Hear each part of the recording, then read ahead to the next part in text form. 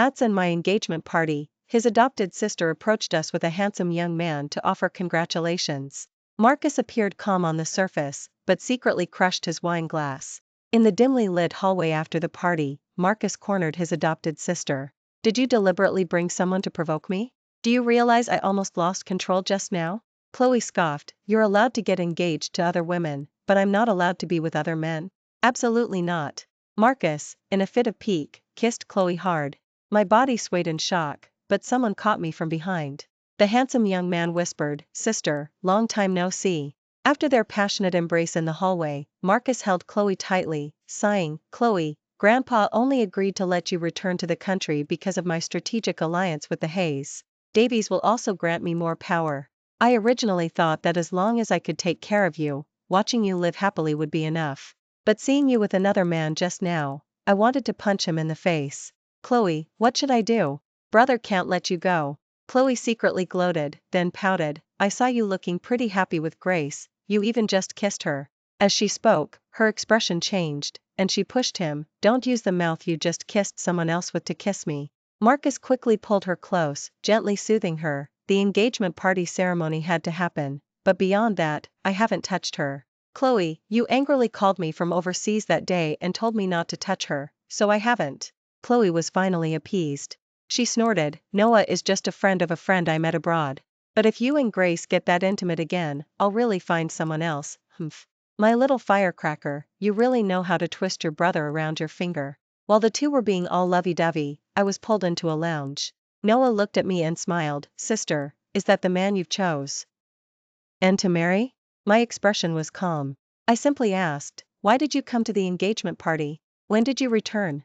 Just wanted to see who sister was marrying. He leisurely leaned in, as if intoxicated, and sniffed above my head, chuckling, sister, Marcus is truly blind.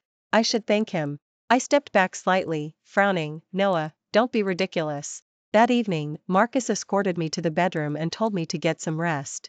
I probed, we're engaged, and we're still sleeping in separate rooms tonight?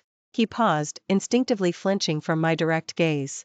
I want to save our first time for our wedding night. If we sleep together, I'm afraid I won't be able to control myself. He seemed to have found a high-minded excuse, and said gently, Grace, I respect you very much. I looked at the man before me, feigning deep affection. Before returned, I'd actually thought that even if our strategic alliance was for mutual benefit, we still liked each other. During the time we dated, he was a perfectly adequate boyfriend, and I thought we both enjoyed a happy and comfortable period together.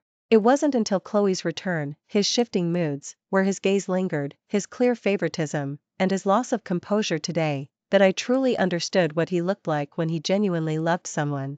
It was there, at that hallway entrance, that I finally saw everything clearly. After all, he was someone I had seriously considered marrying, and my heart still ached with a difficult fullness. I took a deep breath, about to speak. But then, Chloe's voice drifted in from outside. Brother, can you help me tidy up my room? Chloe called out as she walked directly into the room, then took Marcus's hand and pulled him out. Marcus lightly coughed to stop her. Chloe, I'm still talking to your sister-in-law. Chloe pouted and looked at me. Sister, I just moved in, and I have so much stuff to unpack. You're not going to start controlling brother already, even forbidding him from looking after his own sister, are you? Chloe, what kind of talk is that? Grace would never be like that. Marcus helplessly pinched her nose, a gesture of habitual intimacy. Their positions, their words, their actions, everything indicated a clear difference in closeness and affection. Grace, Chloe is just a scatterbrain.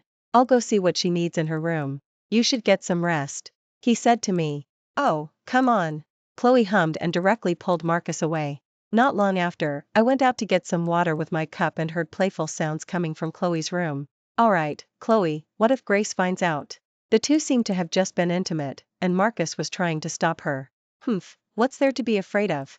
Didn't you say she needed this strategic alliance to contend with her father's half-brother? She still needs to rely on you. If I hadn't called you from the bedroom just now, would you have kissed her again? She seems to really like you. Marcus, tell me honestly, are you secretly hoping I'll find another man? Her voice was spoiled and pampered, full of unreserved audacity. What nonsense are you talking about? I just needed an excuse not to share a room with her. Chloe, if you provoke me again, I'll make sure that man can't stay in harmony. Marcus's voice was a mix of jealousy and doting affection. I walked past calmly. They were right, I also needed this strategic alliance. A few days later, Marcus and I attended a Vance family banquet in Harmony. I heard that the Vance family had found their true young master, so they were hosting a grand recognition banquet for him. Chloe insisted on going with Marcus. She emerged, elegantly dressed. Brother, do I look good in this? I saw that she was wearing the designer gown Marcus had promised to get for me, the one I had my eye on. Catching my gaze, Chloe smiled triumphantly and provocatively. Sister, this evening gown brother prepared for me, isn't it beautiful? A flicker of discomfort crossed Marcus's face. Grace, Chloe just got back and didn't have a suitable evening gown. You have plenty anyway, so she's wearing this one. I shrugged. It looks great. They're your things, so of course you can give them to whoever you want. I walked to the room to choose another evening gown. Behind me, I heard Chloe pestering Marcus. Brother, do you think I look better in this evening gown, or does Grace? Chloe. Marcus seemed to gesture for her to speak softly, so I wouldn't hear. Just tell me, who looks better in it? Chloe insisted, deliberately making sure I would hear. Marcus sighed helplessly, coaxing her. You look beautiful. No one looks as beautiful as you. We arrived at the banquet hall. Chloe clung to Marcus from the moment we were in the car until we entered, deliberately sidelining me. When chatted with some business acquaintances, some even mistook Chloe for his newly engaged fiancé. Marcus awkwardly clarified that she was his sister. Olivia, the daughter of the Zhao family who always clashed with me, scoffed mockingly. TSK, Grace, at an event like this, for your newly engaged fiancé to only pay attention to his sister, leaving you out to dry, that's pretty embarrassing, isn't it? Many people in the circle cast subtle glances. I shrugged. I'm not sure if my engagement to him inadvertently broke up a pair of lovers. My casual remark made several people in attendance cast even more nuanced looks at the adopted siblings. If word got out, would my embarrassment be more severe, or would the adopted siblings' issue be more serious? I'm just kidding, they're siblings, of course their relationship is good, I added with a casual smile. Marcus seemed to realize something, and after placating Chloe, he walked towards me. Grace, Mr. Baker wants us to go over and chat. Just then, the host of the banquet began speaking on stage, and everyone's attention turned to them. When stood on stage as the true young master of the Vance family, Ifina LLY froze in place. Marcus saw it too, frowning. He then turned to see Chloe staring blankly at the stage, her eyes lighting up, and his face became as dark as the bottom of a pot. The entire banquet hall buzzed with chatter. It turned out the former good-for-nothing playboy young master of the Vance family was an imposter. And the true Vance family young master was so handsome and charismatic, no wonder. I heard that Mr. Allen, the CEO, had met this young man in a business setting and was quite impressed. He also noticed that the young man resembled his wife somewhat and acted very much like his father, Grandpa. Thinking of his own good-for-nothing son who resembled him not at all and caused trouble everywhere, Mr. Allen, on a whim, looked into it and discovered that he was indeed his biological son. The truth about the real and fake young masters being swapped by the family nanny years ago also came to light. I suddenly remembered Marcus saying he'd make sure that man couldn't stay in Harmony, and I couldn't help but smile. I looked up, only to meet Noah's gaze, now known as Noah. After I went to the restroom and was walking down the corridor, Noah suddenly pulled me into a lounge. He leaned against the wall with his hands in his pockets, watching me. Sister, I'm sorry I didn't get a chance to tell you last time. I smiled. Congratulations. His eyes fixed on me. Then, sister, can you give me an answer to what I said last time? I paused, looking at the handsome, distinguished young man before me. He had once been the most charming and brightest of the several underprivileged students I sponsored. He called me Ms. Grace. I told him I was 4 years older and he could call me sister. Later, he skipped grades and came to my university. When I was bothered by persistent admirers, I even used him as a shield. During the time my mother passed away, he stayed by my side, helping me through it. Until one day, when he thought I was asleep, he gently caressed my face. After that, I decided to sponsor him to study abroad. I told him I had never considered being with him romantically. What I needed was a partner who matched my family background and could help me suppress my father's half-brother. He understood that there was no possibility between us. He said he had already earned some money and no longer needed my sponsorship. Before he left the country, he even transferred a large sum of money to me, considering it repayment for my support. A few years later, he unexpectedly appeared at my engagement party. That day, he asked me, Sister, if I also had the power to help you in your struggle for control, Would you break off your engagement with someone else? I was stunned for a moment, then shook my head helplessly. Noah, regardless of whether you have that kind of power or not, you shouldn't be so fixated on me. Just then, I heard Marcus calling my name. Not wanting things to get complicated, I left in a hurry without saying anything further. Now, seeing my silence, he moved closer. Sister, if Marcus was a good man, I wouldn't bother you. But now, I want to ask you, sister, to break off the engagement. I've been working hard these past few years. Before being recognized by the Vance family, I had already achieved a lot. I originally thought it would take several more years to acquire enough capital, but now I have Vance. I can finally stand before you. I opened my mouth. Noah, suddenly, I heard Marcus's voice, coming directly towards us. I quickly pulled Noah into the inner room of the lounge. The next second, Marcus entered the lounge with Chloe. After a period of intimacy, Marcus said jealously, "Why were you staring at Noah just now? Are you being naughty again?" Chloe snorted, "You're talking about me? You abandoned me at the banquet to go find Grace." Marcus sighed helplessly, "Everyone knows Grace is my fiancé, and that you're my adopted sister. If I ignore her and only stay with you, it would affect your reputation. You silly girl. And don't change the subject. Why were you constantly looking at Noah?" Chloe pouted slightly. "I just couldn't believe Noah turned out to be the true young master of the Vance family." "Humph, you'd better be careful now. If you dare to treat Grace better than you treat me, I'll really leave you and go find Noah. Then if you can't get me back, let's see what you'll do." Inside the inner room, Noah quickly mouthed to me, "I have nothing to do with her." He pitifully hugged me. In the outer room, Marcus sighed helplessly, "When have I ever treated Grace better than I treat you? Which of the things I've given her do you not have? Things she doesn't have, you do. I always give you the best." The two of them became intimate again. In front of me, Noah also lowered his head, trying to kiss me. I turned my head, trying to push him away, but I was afraid of making a sound, so I covered his mouth. "Brother, Grace must be looking for you. Since she's occupying your fiancé's status, I'm going to occupy you. I'm going to be intimate with brother right here and make Grace wait outside alone," Chloe said triumphantly, then led Marcus directly towards the inner room. My eyes widened, but there was nowhere to hide. I could only watch as the two entangled figures were about to step inside, coming face to face with us. However, a call came through on Marcus's phone. Someone outside was looking for him, so they left. Noah whispered, "Sister, I beg you, break off the engagement." I shook my head helplessly. The important project I'm currently working on is in close collaboration with Davies. This is crucial for my position at Hayes, do you understand? Suppressing my personal feelings, as long as Marcus and Chloe's affair didn't become public knowledge, I had no intention of ending the engagement. He said eagerly, "I can take over immediately." I raised my hand to stop him, frowning.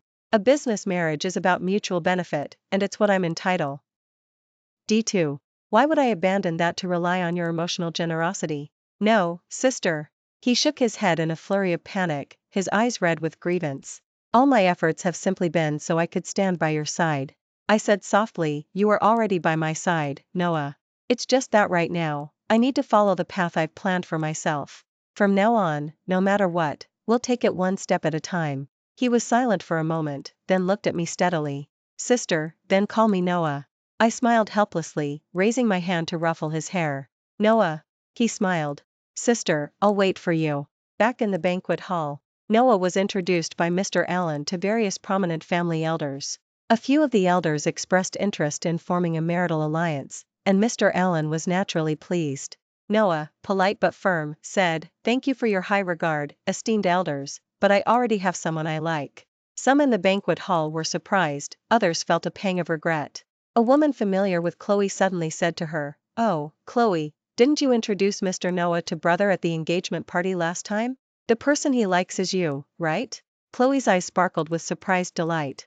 My birthday arrived, and Marcus booked a private room at the restaurant to celebrate. Friends from both sides filled the private room. Chloe brought out a gift, presenting it with an ambiguous smile. "Sister, this is a gift from brother and me."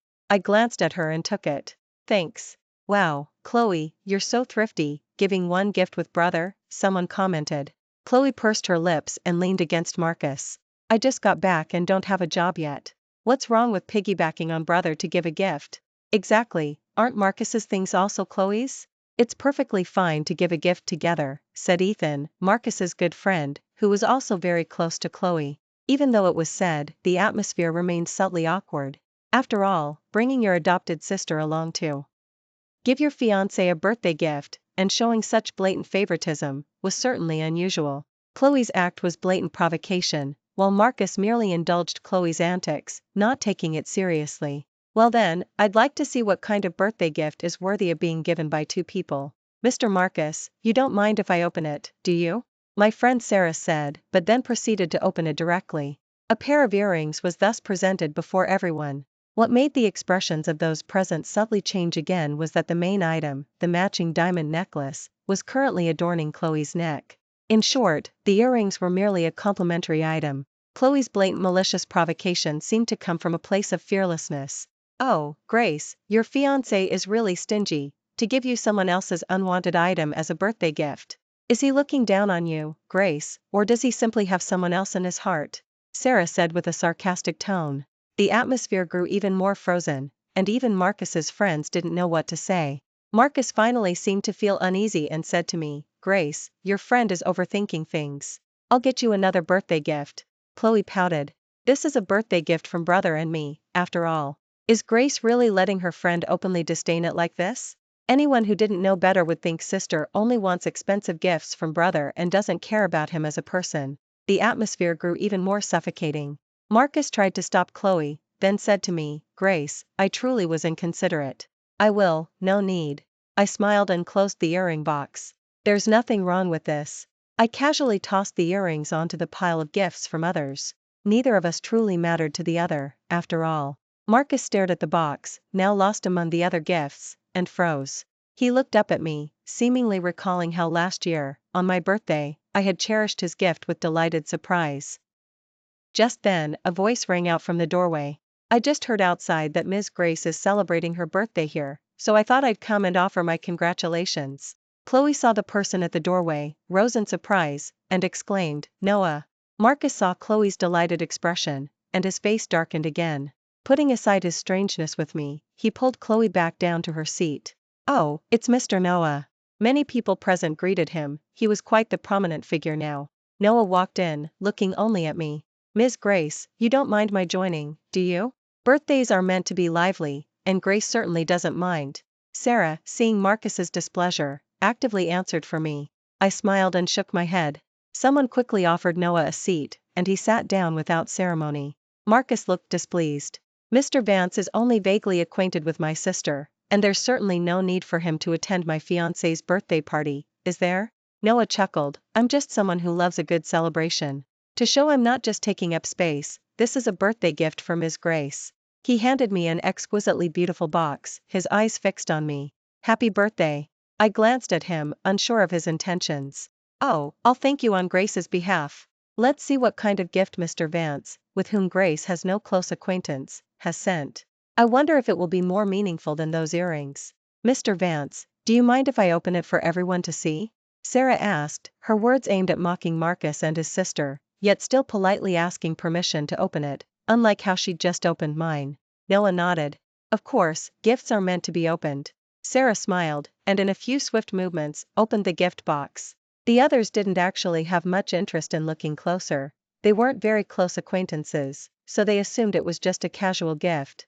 However, when the gift was revealed, everyone gazed in astonishment at the translucent, Stroh's emerald heirloom bracelet inside the box. Wow, such exquisite quality, that's definitely not cheap. Even among a group of well-traveled socialites, its considerable value was apparent. Chloe looked at Noah in disbelief. But what I saw wasn't the bracelet's inherent value. I slowly reached out and took it, my hand trembling as I touched the bracelet, nearly shedding tears. When I was little, my mother had a jade bracelet. She said it was left to her by my grandmother and was meant to be passed down to me. Later, when the company faced difficulties, my mother pawned that jade bracelet. Afterward, when she tried to retrieve it, the bracelet had vanished without a trace. It was one of my mother's regrets. I had searched for it many times since, but to no avail. And now, it was presented before me. Isn't Mr. Noah not well acquainted with Grace? This gift is far too valuable, isn't it? Someone spoke up. Marcus's expression was also very unpleasant. I don't understand Mr. Vance's intention in giving my fiancé such a precious gift. Don't you think it's inappropriate given your limited acquaintance? Noah, you didn't have to give such a gift. Chloe also spoke, unwilling to be outdone. Noah simply smiled, looking at me. A gift is just something to make the recipient happy. As long as Ms. Grace likes this gift, that's all that matters, regardless of anything else. I looked up at him and said softly, I like it very much, thank you. I clutched the gift to my chest. Everyone could see how much it meant to me. Grace! Marcus exclaimed unhappily. Whatever kind of gift you want, you just tell me. Can't I afford it? Why do you have to place such importance on a stranger's gift? People might think that Marcus's fiancé has never seen anything good before. Sarah scoffed, as Marcus's fiancé, all she actually received were complimentary earrings. If Marcus isn't willing to give a good gift, how can he stop others from giving Grace a gift that genuinely pleases her? Grace deserves such wonderful things. I smiled, looking at Marcus. Of course, I also want to thank you for organizing this birthday party for me. I had, of course, also organized his birthday before. Marcus's face had already turned extremely ugly from Sarah's words, and I had simply brushed it off with a subtle counter. Noah temporarily left to take a call. The woman next to Chloe suddenly thought of something and said, Chloe, Noah and Grace aren't even close. Him going out of his way to give such a valuable gift, isn't it because of you? He's probably trying to get on good terms with your sister-in-law, to show how much he values and likes you. Everyone realized the implication, and suddenly everything made sense. Chloe's eyes flickered, subtly revealing her pride. So that's how it is. Sarah was speechless for a moment. Grace, don't hold on to that gift, it's not worth it. I smiled and shook my head at her, whispering, don't overthink it. Marcus, however, had a grim expression. I wouldn't like someone who grew up from the bottom, picking up who knows how many bad habits. No random person should dare to covet my sister. Everyone fell silent for a moment. With the young masters clashing, they dared not interfere. Noah happened to walk in at that moment. Chloe's eyes flashed. Brother, they're just friends. It's just that Noah didn't need to give sister such a valuable gift. Sister has always misunderstood me and doesn't even like the gifts I send. Chloe knew she needed to appease Marcus, but also didn't want to lose the spotlight of being liked by the Vance family's young master. At the same time, she needed to subtly imply that my relationship with her was bad, so I couldn't benefit from her association. She was certainly busy. In the private room, Marcus was once again vehemently asserting his dominance. He guarded Chloe like both a sister and a lover, showering her with care as if to show off to Noah. Sarah made a sarcastic remark, which he immediately countered by saying he needed to take good care of his sister and prevent her from being deceived by malicious individuals. Many things were subtle, but as long as they weren't explicitly called out, no one could really say anything. Chloe quietly watched to see if Noah was jealous. Noah simply sat there, his gaze fixed on one spot, his smile growing softer. The next afternoon, I was tidying up my room when Marcus knocked and entered. He handed me a gift box. Grace, this is the gift I'm making up for you. See if you like it? I turned to him and smiled. There's no need. My birthday has passed, and you already gave me a gift yesterday. You don't have to make it up. He frowned, seeing my nonchalant attitude. Yesterday, Chloe was being silly, so I want to make amends. This is a unique necklace. Honestly, don't bother. You should just give it to Chloe. I paused after speaking, then chuckled, look at me, saying that. Your sister probably has something better. There's no need for her to use what I've returned. So I suggest you just return it. He froze slightly at my words. Grace, oh, by the way, my mother's Memorial Day is approaching. I'd like to stay at the Hayes for a while. I wanted to let you know. I continued packing my things as I spoke. He, however, stood frozen, holding the gift box in his hand, watching my busy movements. He spoke in a daze. Grace, I feel like you've changed. You weren't like this with me before. We're engaged, so why do I feel like you're drifting further and further away? I felt a surge of amusement inwardly. He was intimately involved with his adopted sister, yet maintained a physical distance from me, his fiancé. And now he had the nerve to say such a thing. Is that so? What a coincidence. I think you've changed too, I said, turning to him with significant meaning. He instantly looked a little guilty, as if I had seen right through him, as if I knew something. I smiled. Perhaps it's because we're engaged now. Moving from boyfriend and girlfriend to fiancés certainly changes things. He let out a breath of relief. By the way, Grace, you don't need to put so much importance on that gift Noah sent you. He only gave that inappropriate gift because of Chloe, not because of you. He grew up in St. Michael's orphanage, after all. He doesn't know proper boundaries, thinking that's how he can win Chloe's favor. It's truly ridiculous. How could Chloe possibly like him? Marcus spoke of Noah with undisguised contempt and irritation, coupled with the complacent satisfaction that he himself was the one Chloe loved. My expression cooled slightly. The gift Noah sent was perfectly fine. Everything else is just everyone's speculation. His face turned cold when he heard me say that. Grace, are you speaking up for Noah? You don't actually believe Noah did that because of you, do you? Didn't you see Chloe introduce him to us that day? I truly didn't know you had such a self-important side. He sneered, and for some reason, anger flared in his heart. I remained expressionless. I won't dwell on such baseless things. I only know that I'm in a business marriage with you. Our two families are collaborating, our interests are intertwined, and together we'll make this project a success. This is what I need to do and focus on right now. I finished packing and was about to leave, but grabbed my arm, looking at me in a daze. Grace, before we got engaged, didn't you say that we weren't just a business marriage, that there were feelings between us? Didn't you even wish for our future happiness and success? Why do you now make it sound like there's nothing but profit between us? I found it quite absurd. What a classic case of wanting to have his cake and eat it too. Marcus, always ask yourself first, before asking others. He froze for a moment, then seemed to realize something, smiling. Grace, is this because I've been a bit neglectful of you lately, owing to Chloe? Are you jealous? Chloe, she. His eyes softened, and he lowered his gaze, feigning modesty. She's sweet and a bit scatterbrained, unlike you, who can handle anything on your own. Naturally, I have to look out for her more. She's also your sister, so you shouldn't be getting so jealous. I rolled my eyes and walked straight out. That day, I was so busy I forgot to eat. Noah came to pick me up and took me to a casual restaurant. After resting there for a while, I came out with Noah. He was holding my bag and opened the car door, waiting for me to get in. As I got into the car, I suddenly saw Chloe and her friend across the street. Chloe also saw me, and Noah next to me. Her eyes widened in shock, and she started to rush towards us.